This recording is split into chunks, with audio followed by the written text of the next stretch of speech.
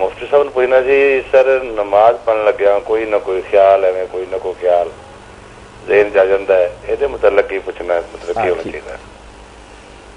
لقمان بھائی آپ نے جو بات پوچھی اس کے بارے میں ذہن میں بٹھانے کی بات یہ ہے کہ جب اللہ تعالیٰ نے یہ بوجھ ہم پر نہیں ڈالا کہ ہم ایسی نماز پڑھیں جس میں کوئی خیال نہ آئے جی جی تو ہم خواہ مخواہ اپنے بوجھ کو کیوں بھاری کر لیتے ہیں اور جب وہ نہیں ہو اٹھایا جا سکتا تو پھر پریشان ہوتے ہیں. دین کا یہ مطالبہ مجھ سے اور آپ سے نہیں ہے کہ نماز ایسی پڑھیں جس میں کوئی خیال نہ آئے. ظاہر ہے جب ہم کام کاج میں لگے رہتے ہیں تو اس میں سے نکل کر نماز کی طرف جائیں گے تو خیالات تو وہ سارے آتے رہیں گے. دین میں کوئی نہیں ایسے روکا گیا. صرف یہ ہونا چاہیے کہ جہاں تک میرے اور آپ کے بس میں ہم کوشش کریں کہ جو کچھ پڑھ رہے ہیں نا اس کو سمجھنے کی کوشش کریں. اگر محنت کریں تو زندگی بھر میں 1-2 صفحے کی تو یہ ساری نماز ہے اس کے معنی یاد کر لیں وہ ذہن میں رکھیں. اور ایک تدبیر یہ کریں بہت آزمودہ نیک رو لکھی ہے کہ اگر وہاں کوئی شخص ڈسٹرب نہیں نہ ہو رہا سویا نہیں یا نماز نہیں پڑھ تو آپ نماز کوئی بھی ہو نا وہ ذرا اونچی آواز سے پڑھے اتنی کہ آپ کے کانوں تک آواز آئے ساری. آپ پھر دیکھیں گے نہ وسوسہ آئے گا. ماشاءاللہ بالکل نماز جو ہے اس کی طرف توجہ رہی کیونکہ کان ایک وقت میں ایک طرف ہی توجہ کر سکتے نا. یہ بالکل طے شدہ بات ہے لقمان بھائی. اگر کرنا شروع کر دینا تھوڑی آواز سے اونچے نہیں بس آپ دیکھیں گے کہ دھیان ادھر رہے گا. اور مانا جو ہے ان کی طرف بھی دھیان کرنا چاہیے کہ میں جو پڑھ رہا ہوں سمجھوں کہ اپنے اللہ تعالیٰ سے کیا عرض کر رہا ہوں. تھوڑی سی محنت کر کے 2-4 دن میں یہ دعاؤں کے مانا یاد کر لیے جائیں. اور ایک بات جو اللہ کے رسول علیہ السلام نے فرمائی بہت عمدہ ہے. ٹھیک ہے ہم بشر ہیں ہر وقت نہیں اس پر عمل کر سکتے مگر آپ نے فرمایا کہ لوگوں جب تم نماز کے لیے کھڑے ہو نا فصلی صلاۃ مؤذن تو اس وقت صرف اتنا سوچ دو اللہ اکبر کہنے سے پہلے کہ شاید میری یہ دنیا میں آخری نماز میں رخصت ہو رہا ہوں دنیا سے. یہ خیال آ جائے گا تو آپ خود سوچیں اتنا کلمہ ہی کافی ہے کہ خیال کہاں سے آئیں گے. اور بندہ توجہ سے پڑھے گا کہ بعد میں شاید اللہ تعالیٰ نے موقع دینا یہ نماز فصلی صلاۃ مؤذن ایسی نماز پڑھ جیسے دنیا سے رخصت ہوتے ہوئے کو پڑھتا. باقی جب ہم بخاری شریف میں پڑھتے ہیں کہ حضرت عمر رضی اللہ عنہ فرماتے ہیں میں نماز پڑھ رہا ہوتا ہوں اور میرا خیال شام کی سرحدوں پر ہوتا جہاں لشکر ہوتے ہیں کہ اس سپاہی کو ادھر ہونا چاہیے اس کمانڈر کو ادھر ہونا چاہیے دن رات اللہ کی راہ. تو ان کا یہ خیال بھی آپ دیکھتے ہیں لقمان بھائی کہ دنیا بھی نہیں تھا یہ بھی دینی تھا جہاد کی فکر کے اسلامی لشکر جیت جائیں تو کام اچھوں میں لگا رہا نا آدمی پھر نماز میں بھی آئیں گے تو اچھے خیال ہی آئیں گے. اگر اٹھ کر جائیں ہم بدماشی سے اللہ توفیق ہے کہ نماز تو ہم پڑھنے ورنہ بری صحبت ہے تو پھر برے ہی خیال ستائیں گے.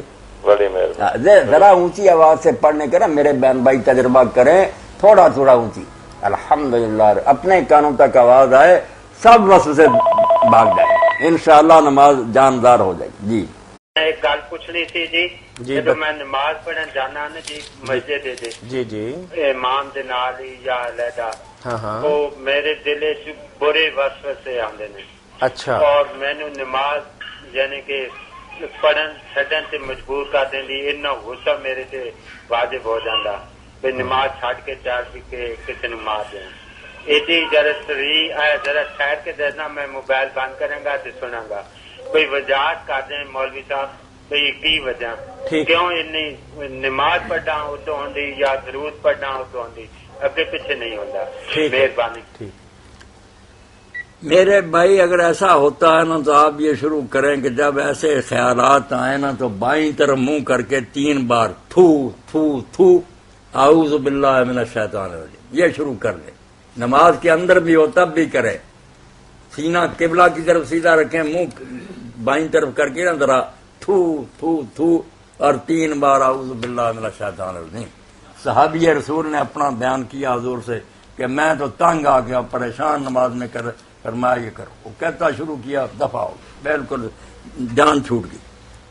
سوال ہے وہ پوچھتے ہیں مولانا صاحب جو ہی نماز شروع کرتا ہوں تکبیر اولیٰ کہیں ساتھ ہی ساری دنیا کے کام یاد آ جاتے ہیں ایک کے بعد دوسری بھولی ہوئی چیزیں بھی یاد آنا شروع ہو جاتی ادھر سلام پھیرا ادھر سے ارے خیالات ختم.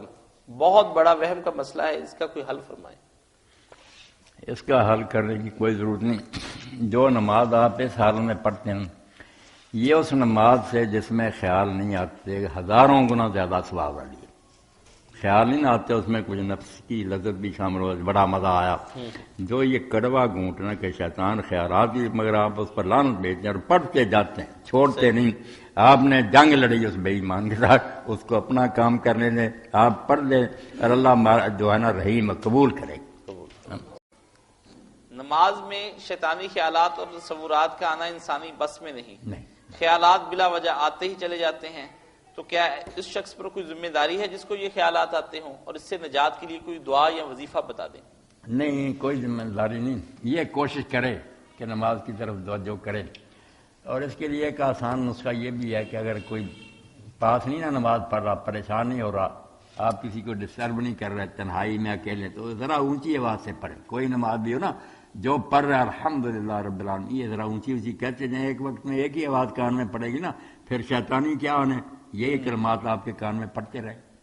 یہ آپ اپنی نمازوں میں کیا کریں کہ اگر پاس نہیں نا کوئی نمازی، تو سب کچھ جو ہے نا عصر، ظہر، مغرب، عشاء، سنت، فجر تھوڑی تھوڑی آواز سے پڑھا کریں، وہ پھر آپ کو نا اپنی کلمات سنائی دیں گے۔ عمومی حالت میں مولانا پاکیزہ خیالات کی آمد کے لیے کیا دعا کرنی چاہیے؟